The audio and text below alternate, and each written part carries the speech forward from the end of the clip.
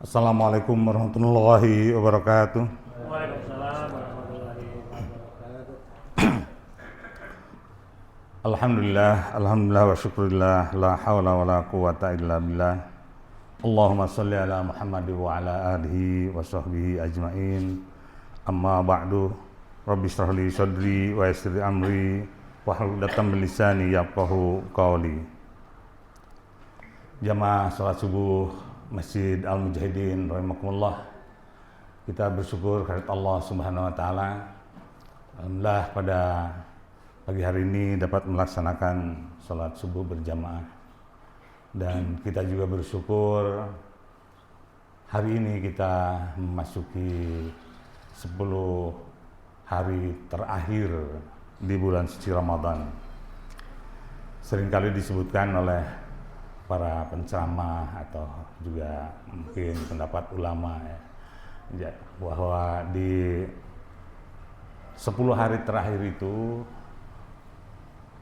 merupakan suasana itqum minan nar, artinya terjaganya masing-masing diri kita dari api neraka.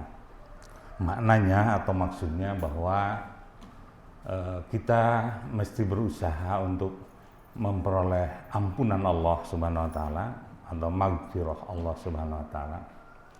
Dan terus ini beriringan hingga kita menjumpai Idul Fitri besok.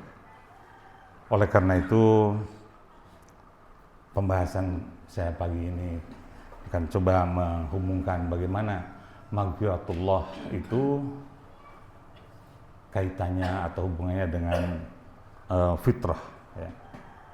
Nah, memang pada dasarnya hubungan antara maghfirah Allah Subhanahu wa taala dengan kefitrahan manusia itu sangatlah erat dan bersifat timbal balik. Dalam hal ini maghfirah Allah Subhanahu wa taala merupakan satu anugerah yang diberikan kepada kita manusia untuk kembali kepada fitrahnya. Dan Allah Subhanahu wa taala Maha Pengampun, lagi Maha Pengasih, dan senantiasa akan membuka pintu ampunannya itu bagi hambanya atau bagi siapa saja yang dikehendakinya. Sehingga pada gilirannya atas maghfirah Allah Subhanahu wa taala itulah seseorang lalu mencapai kesucian. Itu sesungguhnya atau hakikatnya capaian maupun proses kita di dalam spiritualitas Ramadan hingga akhirnya nanti kita menjumpai suasana Idul Fitri ya. Allah Subhanahu wa taala berfirman dalam surat Az-Zumar ayat 53 yang artinya, katakanlah wahai hamba-hambaku yang melampaui batas terhadap diri mereka sendiri, janganlah berputus asa akan rahmat Allah Subhanahu wa taala, karena sesungguhnya Allah Subhanahu wa taala mengampuni dosa-dosa mereka dan sungguh dialah Allah Subhanahu wa taala yang Maha Pengampun lagi Maha Pengasih. Jamaah rahimakumullah,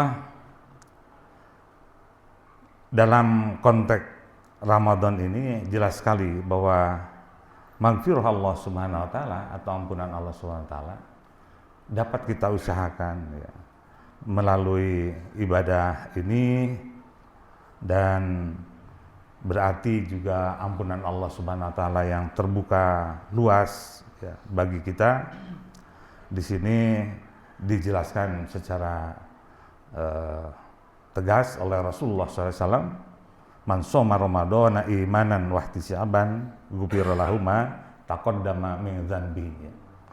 Barang siapa yang berpuasa di bulan Ramadan dengan iman dan mengharapkan pahala, maka diampuni dosa-dosanya yang telah lalu. Hadis ini jelas menunjukkan bahwa Ramadan bukanlah sekadar bulan ibadah ya, dalam pengertian umum sebagaimana kita pahami, tetapi juga merupakan momentum yang sangat istimewa bagi seorang muslim untuk mendapatkan maghfirah Allah Subhanahu wa taala. Selanjutnya lalu Apa hakikat magfirah Allah Subhanahu wa taala itu? Nah, di sini seringkali juga dikaitkan dengan Lailatul Qadar. Lailatul Qadar di mana Allah Subhanahu wa taala situ memberikan ampunan besar bagi mereka yang menghidupkannya dengan ibadah. Mangkoma Lailatul Qadari atau mangkoma Lailatul Qadri imanan wahtisaban ghufirallahu ma taqaddama min dzanbihi. Barang siapa yang menghidupkan malam Lailatul Qadar dengan penuh keimanan dan mengharap pahala, maka diampuni dosa-dosanya yang telah lalu. Seperti juga kita ketahui bersama ya, banyak pendapat yang menyebutkan Lailatul Qadar itu juga jatuhnya pada 10 hari terakhir di bulan suci ini, dan ada juga yang secara lebih rinci lagi atau lebih nyata lagi menyebutnya di malam-malam likuran ya, tapi malam ganjil ya, tetapi juga disebutkan bahwa Lailatul Qadar itu justru di malam 17 Ramadan.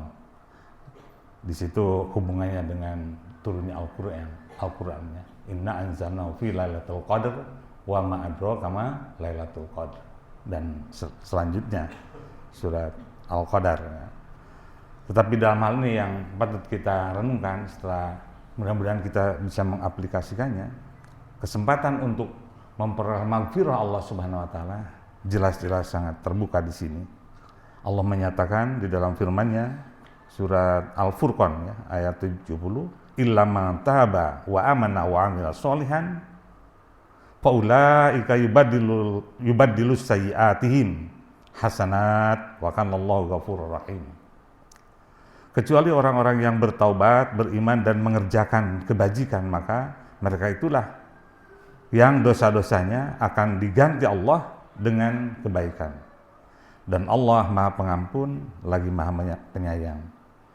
Dengan demikian jamaah rahimakumullah, ibadah puasa Ramadan yang kita laksanakan khususnya di hari-hari ini bisa kita katakan dan juga kita usahakan secara optimal untuk proses penyucian diri, sarana penyucian jiwa dan kembali kepada fitrah manusia yang melalui magfirah Allah Subhanahu wa taala itu.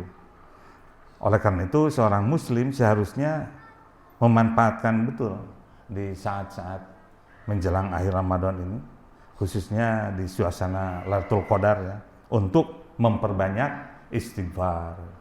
Kita selalu memberikan astagfirullahaladzim alladzi la ilaha illa huwal hayyul qayyum wa atubu ilaih. Kemudian memperbaiki diri serta bertekad untuk memperbaiki diri, dan selanjutnya meraih magfirah Allah yang telah dijanjikan itu. Jamaah rahimakumullah, lalu hubungannya dengan kefitrahan manusia dalam hal ini, fitrah manusia merupakan keadaan suci dan bersih ya, yang Allah berikan sejak manusia lahir. Kullu mauludin yuladu alal fitrah. Atau dalam sabda Rasul yang lain, ma min mauludin yuladu alal fitrah fa abawahu yuhawwidanihi au yunassiranihi au yumajjisani. Setiap anak itu dilahirkan dalam keadaan fitrah, maka dalam keadaan bersih, maka kedua orang tuanya lah yang menjadikannya dia sebagai Yahudi, Nasrani maupun Majusi. Berdasarkan hadis ini lalu ada yang menafsirkan, kenapa kalau tidak disebutkan orang tuanya yang menjadikan juga Islam? Karena fitrah itu sendiri identik bahkan disamakan artinya dengan Islam. Ya. Jadi kalau begitu, terjemahan lain, setiap kita yang dilahirkan pada mulanya adalah Islam. Jamaah rahimakumullah, fitrah ini jelas mencerminkan kesucian jiwa, kecenderungan kepada kebaikan serta naluri untuk mengenal dan mengesahkan Allah atau tauhidullah ya. Namun dalam perjalanan hidup tentu saja manusia seringkali terpengaruh oleh lingkungan, hawa nafsu dan godaan dunia ya. Sehingga kefitrahan itu bisa tertutup oleh dosa-dosa maksiat. Disitulah saya kira hubungan logiknya antara maghfirah dengan kefitrahan itu. Maka ketika kita melaksanakan Ramadan dan berniat serta beramal dalam proses penyucian hati dan jiwa itu, maka sebagaimana dicatatkan Rasulullah SAW, laisa siyamu minal akli wasyarabi, innama siyamu minal lagwi warrafathi. Rasulullah menyebutkan bahwa puasa bukan hanya menahan lapar dan dahaga, tetapi juga mengendalikan lisan, emosi, dan perbuatan baik. Di sini jelaslah bahwa kefitrahan itu atau kesucian jiwa itu akan terbentuk melalui suasana Ramadan ini. Jamaah rahimakumullah, yang terakhir yang patut kita jadikan bahan pertimbangan dalam mengoptimalkan ibadah ini, yang menjadi pertanyaan, lalu bagaimana kita mengimplementasikan kefitrahan itu atau manifestasi dari kefitrahan itu sendiri, untuk tidak sekedar nanti kita bahwa Idul Fitri itu hanya merayakan dengan senang-senang, tapi yang sesungguhnya atau yang hakikatnya kembali ke fitrah atau Idul Fitri itu adalah menunjukkan kesejatian iman seseorang di dalam setiap dirinya. Apa itu kesejatian iman? Nah, dalam hal ini terutama sifat-sifatnya yang menjadi penciri seorang mukmin sejati sebagaimana dicontohkan oleh Rasulullah sallallahu alaihi wasallam dan para nabi. Ya, ini pertama sifat siddiq. Sifat siddiq. Jujur dalam hubungannya dengan kefitrahan. Di sini jujur adalah ekspresi dari kefitrahan seseorang, sehingga ketika seseorang tetap dalam fitrahnya itu, ia akan selalu berkata, kemudian bertindak sesuai dengan kebenaran, tanpa kepalsuan, manipulasi, apalagi kebohongan. Itulah hakikat fitrah sebetulnya dan keimanan seseorang. Yang pertama. Lalu yang kedua adalah amanah, dapat dipercaya. Amanah adalah keadaan atau kesadaran bahwa setiap tugas atau tanggung jawab adalah bentuk ibadah kepada Allah, dan fitrah manusia yang suci menuntun seseorang untuk bertanggung jawab serta menunaikan hak orang lain dengan penuh keikhlasan. Nah, berbicara tentang tanggung jawab di sini bukan hanya kita tokohkan kepada para pemimpin tentunya ya, sebab kita semua adalah juga pemimpin. Tanggung jawab kita dan menunaikannya semata-mata dalam kefitrahan, artinya dilakukan secara ikhlas dan menunaikan tanggung jawab dalam segala hal yang menjadi perbuatan kita itu adalah didasarkan untuk mencapai ridha Allah Subhanahu wa taala. Kemudian jamaah rahimakumullah, yang ketiga adalah fatonah ya, cerdas. Nah, atau kecerdasan ya. Kecerdasan dalam konteks kefitrahan ini berarti bukanlah semata-mata kecerdasan intelektual, tetapi juga spiritual maupun emosional. Jadi seorang mukmin yang menjaga fitrahnya itu akan menggunakan akalnya untuk memahami kebenaran, berpikir jernih ya, dan mengambil keputusan yang benar. Tentu benar di situ bukan atas egoismenya sendiri, tetapi kebenaran juga atas musyawarah atau pendapat orang lain. Dan yang terakhir jamaah rahimakumullah adalah sifat tabligh, artinya menyampaikan kebenaran. Menyampaikan kebenaran dalam kefitrahannya ialah seseorang akan selalu merasa terpanggil untuk menyampaikan dan menegakkan kebenaran. Nah, ini tablighnya.